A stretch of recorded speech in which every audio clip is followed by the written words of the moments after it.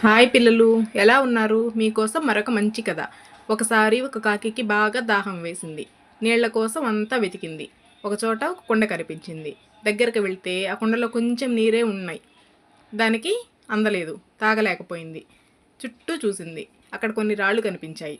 దానికి ఒక మంచి ఆలోచన వచ్చింది. ఒక్కొక్క రాయిని తీసుకొచ్చి కుండలో వేసింది. అప్పుడు నీళ్లు పైకి వచ్చాయి. ఈజీగా తాగేసి తన దాహం తీర్చుకుంది.